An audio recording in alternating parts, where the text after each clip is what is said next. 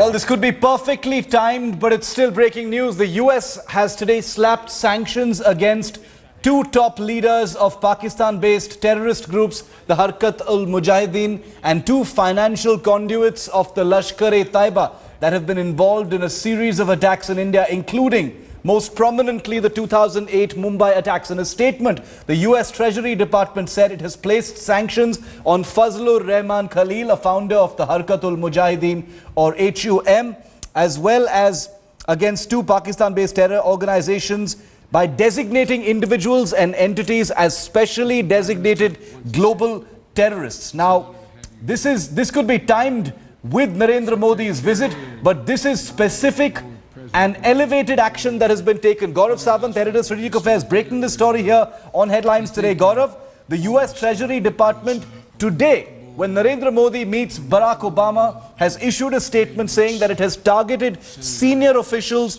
and support networks of two Pakistan-based terrorist groups, the Harkat-ul-Mujahideen and the Lashkar-e-taiba. Now, cynics would say that this is well-timed to send out the right signals, but otherwise, why not? This is fantastic action, Gaurav. This is one as well, and happy Navratri, Mr. Prime Minister. It's good of you to honor us, visiting us during this Holy Week, and the Prime Minister is fasting, and we keep taking him to dinners and lunches, as we Catholics would say, that's an occasion for sin. But we appreciate the fact he has spent so much time with us. And it's good to have a chance to come together to celebrate the relationship that has grown enormously over the past 2 decades. I don't think it could have been said better than the way Secretary Kerry said it. This has always been the promise over the horizon. There was no reason why the oldest and the largest democracy should not be working together. But it's been a promise, and it's always just been out of reach. But I think one of the reasons why it's come into reach is not just because of the Prime Minister, but because of the ways in which the different ethnicities, faces, faiths, tongues, of both our proud nations have come together. The way, as John said, the way entrepreneurship seems to be hardwired into both cultures, where Indian Americans whose talents have shaped the fabric of this country, in our schools, our hospitals, and our courtrooms, and our government, and our arts, entertainment, Main Street to Silicon Valley, and the way it's reflected in our nation's military uniforms and those who wear them. Most of all, Mr. Prime Minister, we admire your democracy and the message it sends to people around the world. No nation has to choose between development and freedom. We can and must secure both. They go hand in hand. I saw these virtues firsthand in a number of visits I have made to India over the year. Most recently, Mr. Prime Minister, I brought my wife Jill and my daughter and my son-in-law to India with me less than a year ago, and I learned something, as I told you, in the anteroom. When I was in Mumbai, Secretary Kissinger, I found out that what I had heard for so many years was true. That I actually had relatives in Mumbai, for real. A press person, after the second press conference I had, presented me with a portrait, a copy of a portrait of my great-great-great-grandfather, who, the Irish part of me is hard to admit, but was an English sea captain, who settled and lived in India, and there are 3 Biden families in Mumbai. So I'm going home with you, Mr.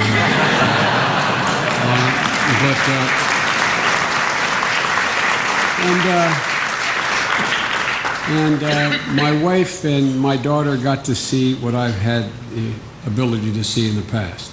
The incredible dynamism and diversity that reinforced in all of us the remarkable fact where we find ourselves. The question is no longer is whether it's in the interest of the United States and India to build a strong relationship, as President Obama says, into the defining partnership of the century ahead. The question is, how ambitious and how rapidly are we prepared to build that partnership? And I believe, as the President does, we should be bold. Mr. Prime Minister, you won the largest democratic exercise in history, with over 550 million Indians casting their votes earlier this year.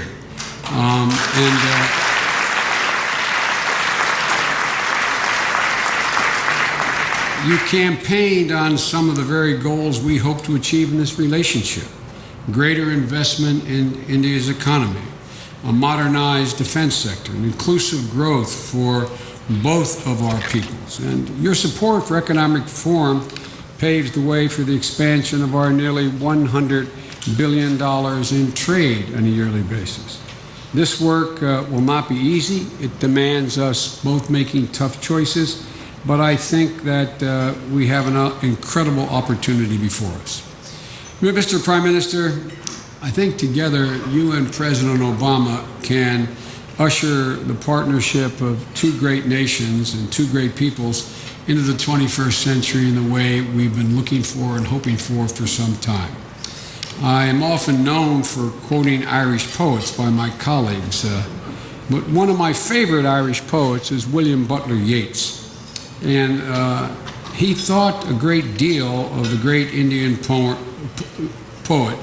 Tagore, he thought he was among the very best.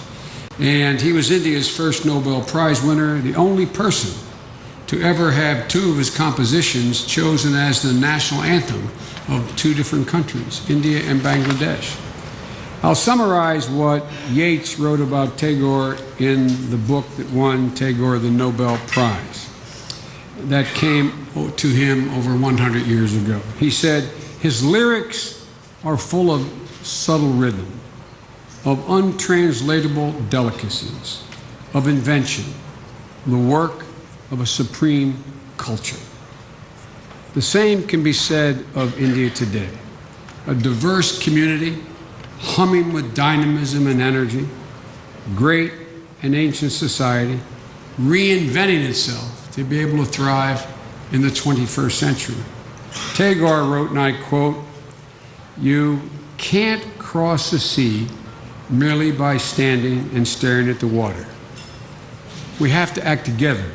Mr. Prime Minister, our conversations these past 2 days leave me with absolute confidence that we can cross the sea together. And we are encouraged, all of us who have been in contact with you these last couple days, with your sense of purpose, with your incredible energy, and with your commitment to this relationship. So, Mr. Prime Minister, welcome again, and the floor is yours.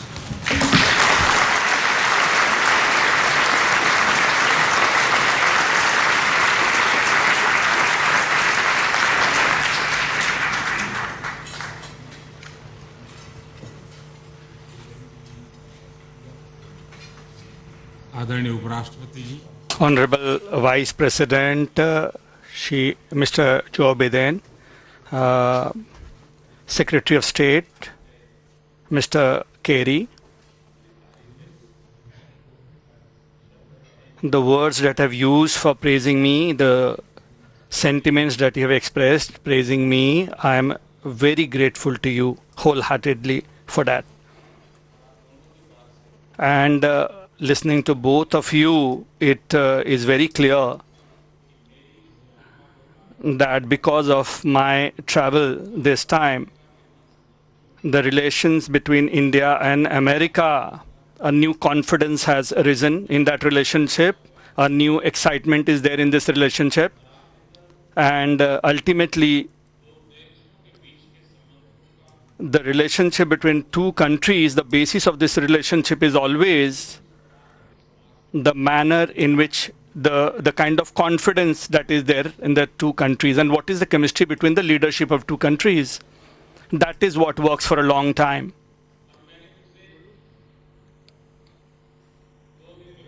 And in the last 2 days especially, and for last 4 days that I have been in the US, I have been feeling this, that not only on Mars have we met, India and US haven't met only on Mars, we are also meeting on the Earth as well, and we are coming close.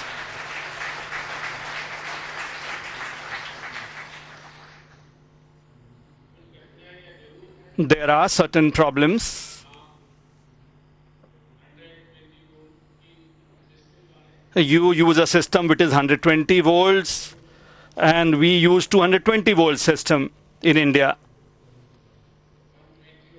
So 120 and 220, when you have to bring them together, and the difference in the energy which is there, so we'll have to undertake necessary steps in order to bring it together, and I'm sure we'll succeed in it. Then 120 volts and 220 volt system, both the systems will start working together. And that is how I'm standing here amidst you. And regarding both these individuals here, Honorable Vice President Shri Joe Biden and Shri John Kerry, that in political life it is so easy to take the simpler path. And people try to take simpler paths. But there are very few people who take difficult paths and undertake different journeys. And both these leaders have always undertaken difficult journeys wherever there have been problems, and they have risen beyond politics, and they have tried to deal with those problems and solve with those problems, and they have worked very hard for these.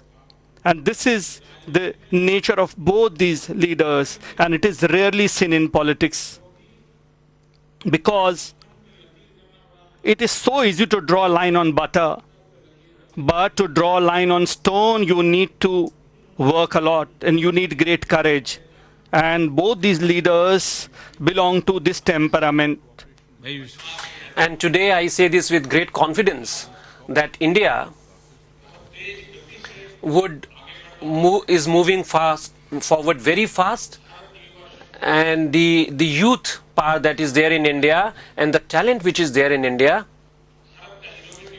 and the very innovative nature of Indians and India, and the ancient civilization that we have in India, all these things that are there.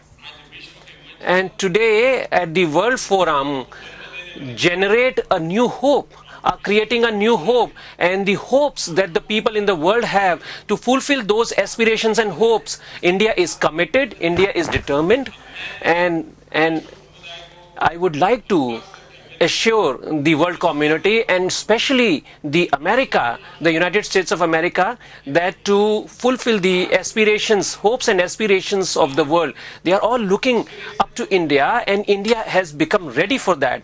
India is ready to march ahead step by step, and in tune with the Americas. We would like to select those paths which take us to the welfare of the world and the humankind, and strengthen the democracy, and the smallest of the small nations in the world which are struggling, and the backward people in the world. We are committed to removing their difficulties, and I am fully confident that we would put our energies to this use. It is a hugely successful journey that I have undertaken here, and today I got this opportunity to meet all of you here. And I would also like to thank His Excellency President Obama from the core of my heart, that he took out a lot of time. We were together yesterday and today for quite some time, and today, in fact, he took me around, and with such ease, with such humility, he has given a new dimension to our relations. And for this, I would also like to thank His Excellency President Obama, and both the excellencies who are present here, His Excellency the Vice President Mr. Joe Biden from the core of my heart, and also the Secretary of State, His Excellency Mr. John Kerry, and also thank all of you very much. Thank you very much.